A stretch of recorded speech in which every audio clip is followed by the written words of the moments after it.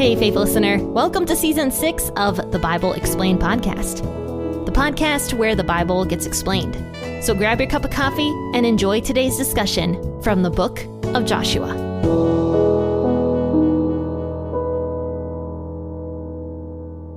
Hello, friends and faithful listeners. Today we are going to be discussing Joshua chapter 15, and we're going to talk about the marriage of first cousins and whether or not that in Scripture is considered to be incest. We're going to talk about that as well as the borders of Judah and this interesting little story that is stuck right in the middle of this entire chapter. So that's coming up today here on the podcast. But before I start, I want to say I am sorry for lying to you guys yesterday. Yesterday, we discussed Jesus' resurrection and the Shroud of Turin. And I mentioned that we're going to talk more about Mary Magdalene on Tuesday. But I lied to you because I'm not going to talk about Mary Magdalene's story on Tuesday because I'm not going to be doing an episode on Tuesday because it is the 4th of July. So I'm going to take that day off from the podcast and I'm not going to have a regular scheduled episode. And I hope you guys enjoy your 4th of July celebrations. But of course, I'm going to have an episode today and on Monday, but no New Testament episode until next Thursday. So anyway, let's go ahead and read Joshua chapter 15. And as you faithful listeners very well know, I'll be reading out the WEB version of the Bible, the version that I always read out of. So let's go ahead and read this together as you grab your cup of coffee with me this morning. The lot for the tribe of the children of Judah according to their families was to the border of Edom, even to the wilderness of Zin southward, at the uttermost part of the south. Their south border was from the uttermost part of the Salt Sea, from the bay that looks southward. And it went out southward of the ascent of Akrabim, and passed along to Zin, and went up by the south of Kadesh Barnea, and passed along by Hezron, went up to Adar, and turned toward Karka. And it passed along to Asmon, went out at the brook of Egypt, and the border ended at the sea. This shall be your south border. The east border was the Salt Sea, even to the end of the Jordan. The border of the north quarter was from the bay of the sea at the end of the Jordan. The border went up to Beth Hogla and passed along by the north of Beth Araba. To the border went up to the stone of Bohan, the son of Reuben. The border went up to Debir from the valley of Acre, and so northward, looking toward Gilgal, that faces the ascent of Adumim, which is on the south side of the river. The border passed along to the waters of En Shemesh and ended at En Rogel. The border went up by the valley of the son of Hinnom to the side of the Jebusite, also called Jerusalem, southward. And the border went up to the top of the mountain that lies before the valley of Hinnom westward, which is at the farthest part of the valley of Rephaim northward.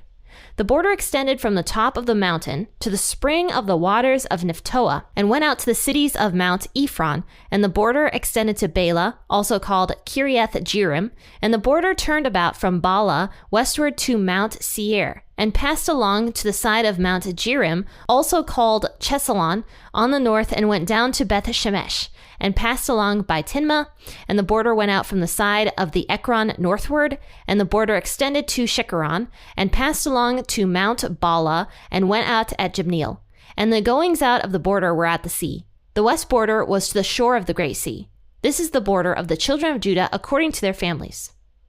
He gave to Caleb the son of Jephunneh a portion among the children of Judah, according to the commandment of Yahweh, to Joshua, even Kiriath Arba, named after the father of Anak, also called Hebron. Caleb drove out the 3 sons of Anak, Sheshai, Ahiman, and Talmai, the children of Anak. He went up against the inhabitants of Debir. Now the name of Debir before was Kiriath Sefer. Caleb said, "He who strikes Kiriath Sefer and takes it, to him I will give Achsah my daughter as wife." Othniel the son of Kenaz, the brother of Caleb, took it, and he gave him Achsah his daughter as wife. She had him ask her father for a field. She got off her donkey, and Caleb said, "What do you want?"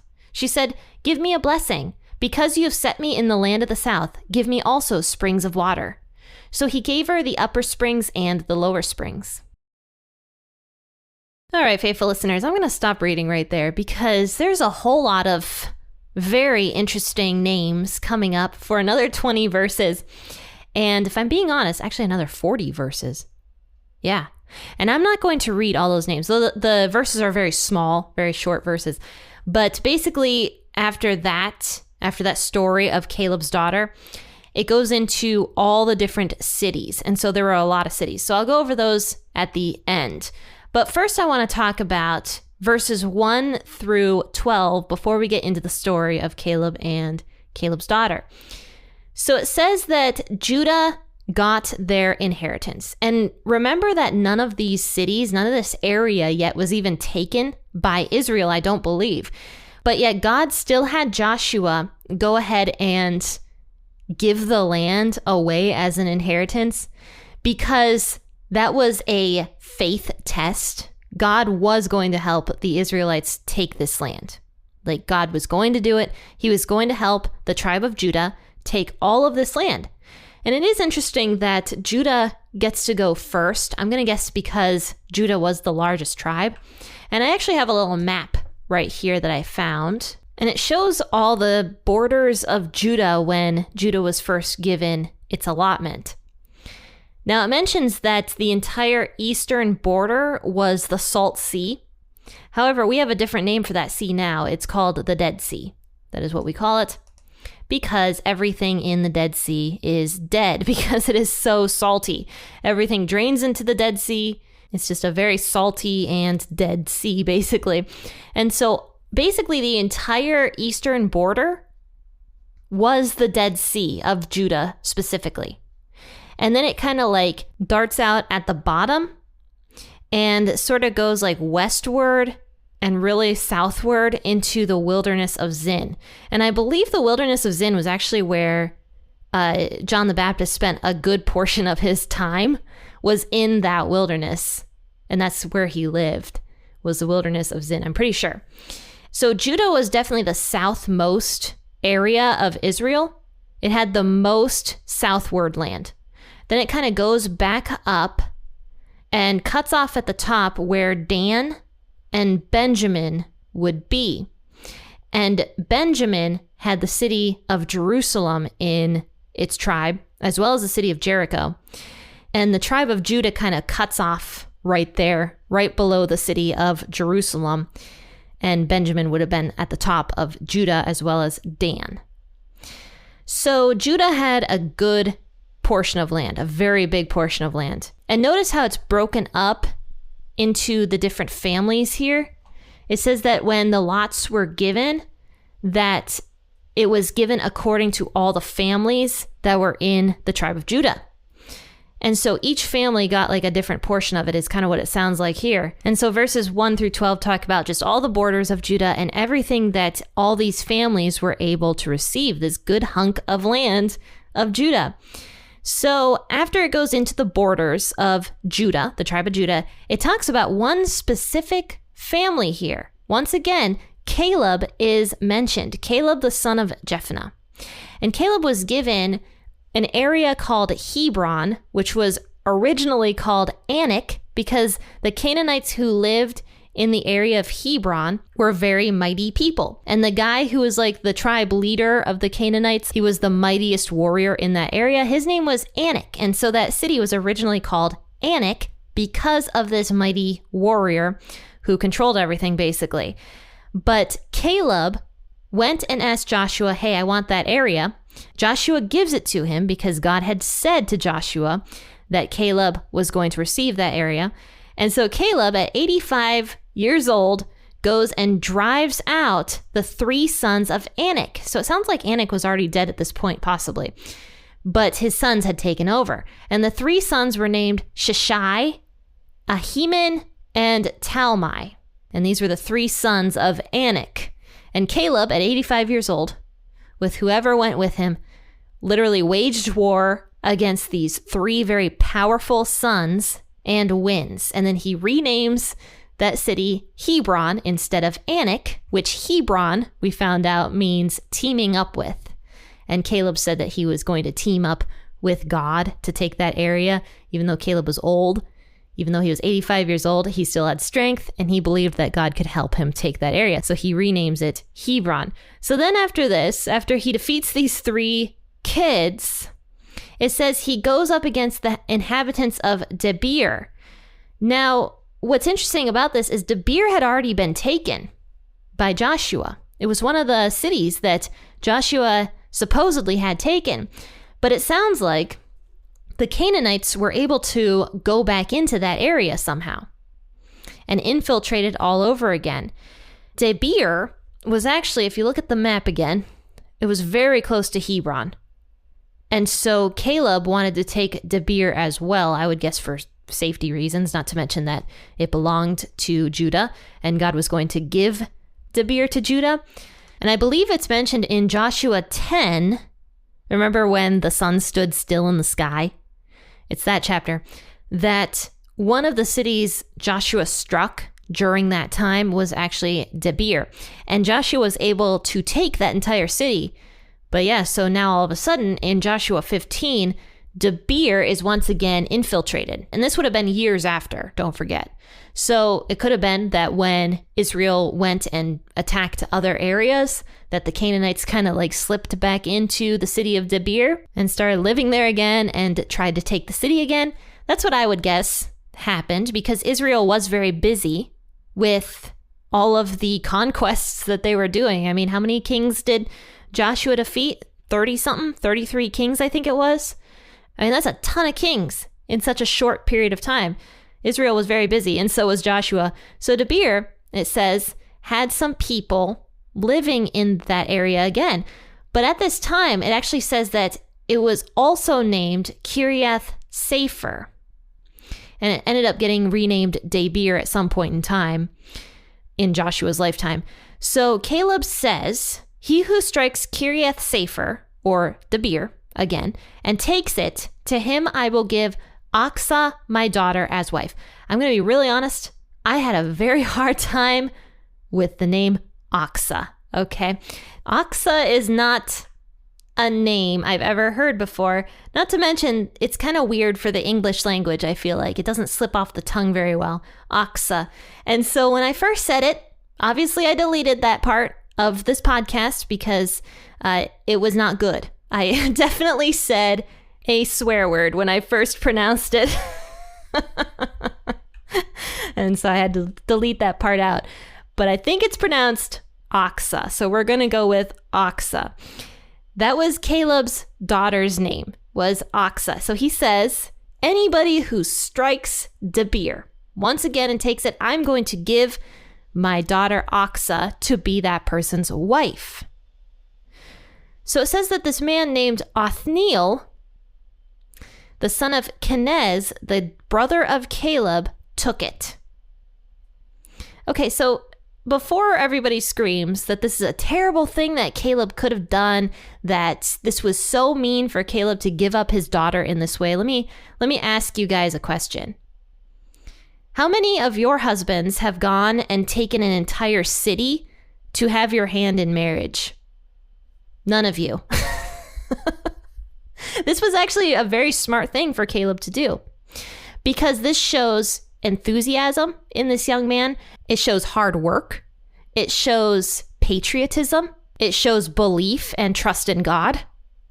So Caleb had a really good idea here, actually, that his daughter would be married to a person of high moral character, somebody who was unafraid to go up against these people in Debir when God was giving that city to the Israelites.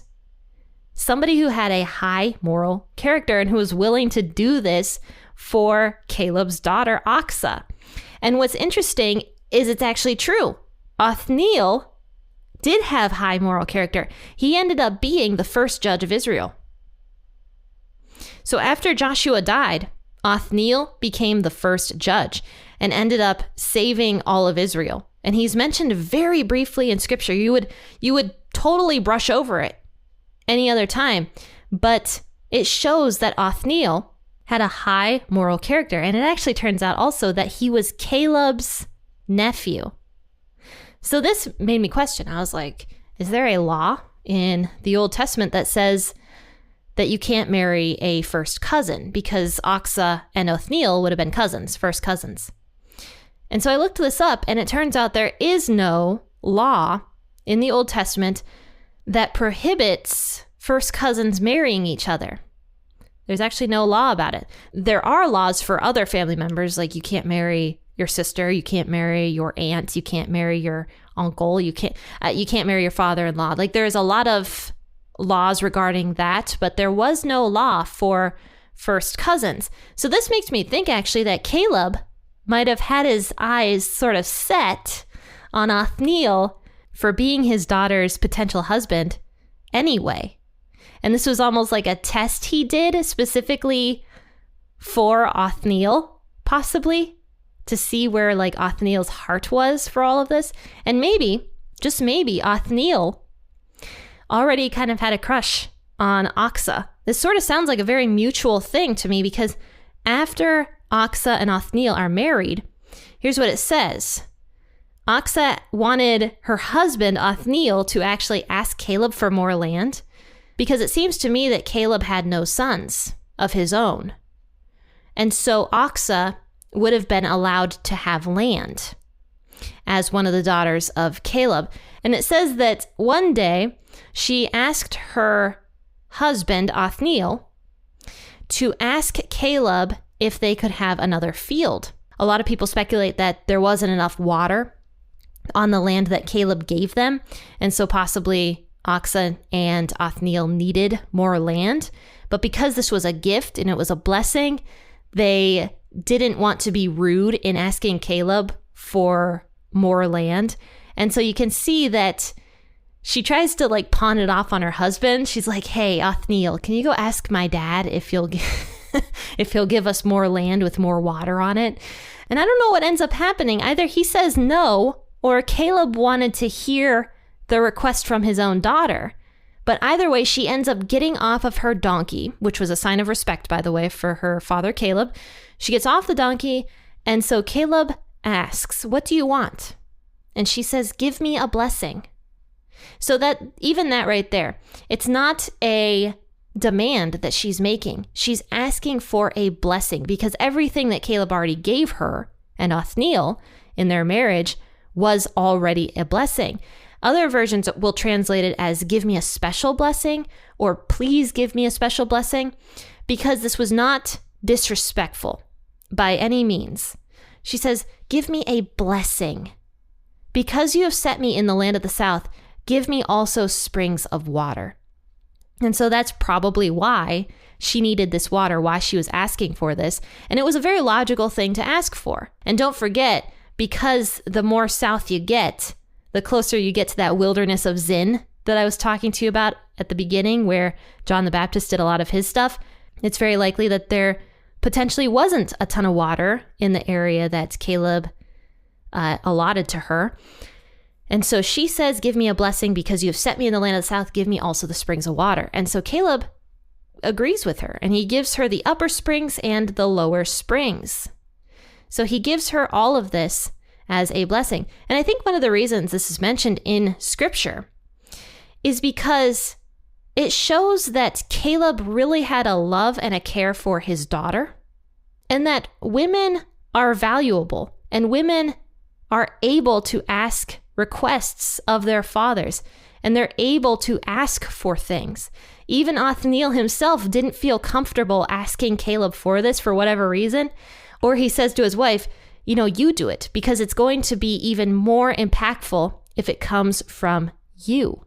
And so this little story right here, stuck in the middle of all of this, just shows the care that Caleb had for his daughter, and the care that scripture gives to highlight a story like this from this young woman, Achsah.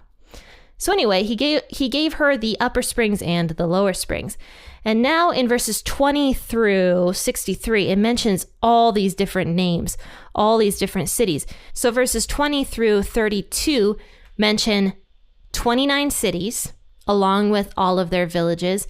And if you keep looking through, you're going to see all these different cities that were given to these different families of Judah, and just the riches that Judah was able to encounter with all of these cities and all of these villages that were in the land of Judah. But something that really caught my eye as I was reading the Blue Letter Bible commentary by Matthew Henry, and he points out something actually really interesting, is that Bethlehem is not listed here as one of the cities and villages. And Bethlehem nowadays we think of as one of the greatest cities because it's where Jesus was born. And if you look on the map that I was mentioning to you guys earlier, you're going to see that Bethlehem is in fact on the map. But it's not even on the map here in Joshua chapter 15 because it was not considered to be like a good village. In fact, in scripture, it was actually mentioned that Bethlehem was the least of all the villages, and that's why Jesus was going to be born there. Jesus was going to be born with very humble backgrounds. And so that's why Joshua doesn't even mention Bethlehem as one of the cities here, because it was not considered to be a great city at all. It was considered to be like the lowest of all the cities. And yet that's where our Messiah was born. He was born in the tribe of Judah, in the area of Judah, in the smallest little city that's not even mentioned here in Joshua 15. Guys, I'm going to read a nice little response I got from Joshua 5, where I talk about how God appears to Joshua. And this is on Spotify, which, by the way, I just recently realized like a week ago that you can respond to episodes on Spotify. I had absolutely no clue. And so I found this out and I'm like, oh, I have some nice responses from people on Spotify. And so this is from an episode I did about a month ago, Joshua 5, 10 through 15. And SP Brindisi, I'm sorry, I don't know how to say that, says, I really enjoy listening to you almost every evening as I go to sleep. And that is very nice. Thank you so much for that comment. I have heard that my voice is very soothing. Some people cannot listen to it on their drive into work. I've had actually multiple people say that. They say that it's too sleepy, that they can't listen to me in the morning because they will fall asleep. And I can kind of understand that because when I was working at the factory, I listened to the entire Bible from front to back, except I could not listen to the Psalms while I was working because the Psalms were just so gentle and so soothing and they had nice music playing in the background. So I couldn't listen to the Psalms while I was working.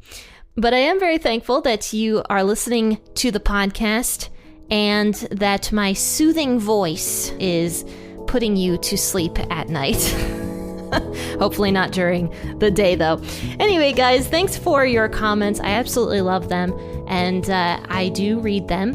And also, I read your emails. If you would like to send me an email and introduce yourself, I do love receiving emails as well. You're going to find all of that linked in the description of the podcast episode.